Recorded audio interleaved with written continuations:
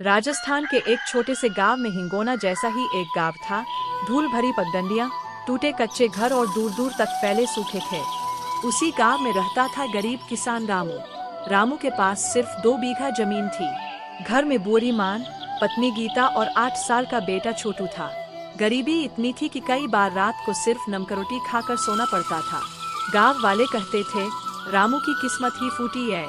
लेकिन रामू हर सुबह सूरज निकलने से पहले खेत पहुंच जाता। उसके पैरों में टूटी चप्पल थी, हाथों में छाले थे, मगर आंखों में उम्मीद जिंदा थी। एक साल गांव में भयंकर सूखा पड़ा। तालाब सूख गए, कुएं खाली हो गए, किसानों की फसल बर्बाद हो गई। कई लोगों ने अपनी जमीन बेच दी। रामू भी परेशान था। एक रात उसकी मां खांसते हुए बोली, बेटा अब ये खेत छोड़ दे, शहर चला जा मजदूरी करने। रामू चुप रहा।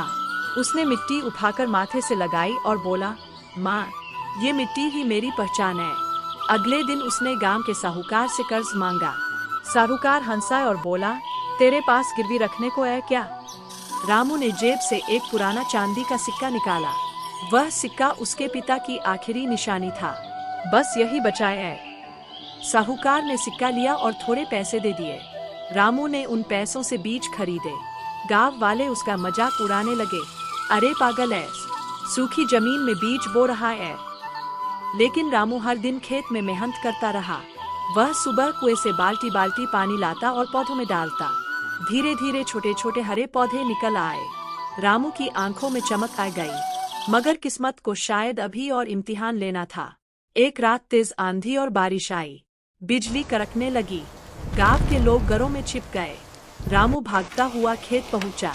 उसने देखा, पानी के तेज बहाव से उसकी फसल बह रही थी। वह मिट्टी में घुटनों के बल बैठ गया। उसकी आंखों से आंसू बहने लगे। भगवान, अब क्या बचाए? तभी छोटू वहां आया। उसने अपने छोटे हाथों से पौधों को संभालना शुरू किया। बाबा, हम फिर से लगाएंगे ना?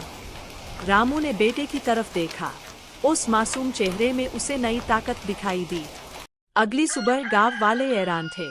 जहां बाकी किसान हार मान चुके थे, वही रामू फिर खेत जोत रहा था। दिन बीतते गए। धीरे धीरे रामू की मेहनत रंग लाई।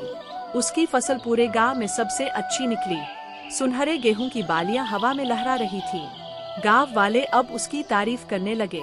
साहूकार भी उसके घर आया और बोला, रामू, मेरा कर्ज चुका दे।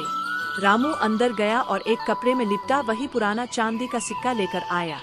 साहूकार हैरान रह गया, ये तो मैंने रख लिया था। रामू मुस्कुराया, मेरी माँ ने दूसरा वैसा ही सिक्का संभाल कर रखा था। असली दौलत सिक्का नहीं, मेहनत होती है।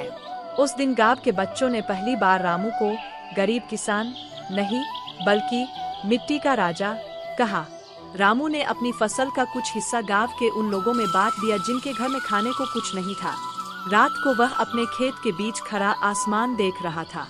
ठंडी हवा चल रही थी, गेहूं की बालियां चमक रही थीं। तभी उसकी मां धीरे से बोली, देखा बेटा, मिट्टी कभी मेहनत करने वालों को भूखा नहीं सुलाती।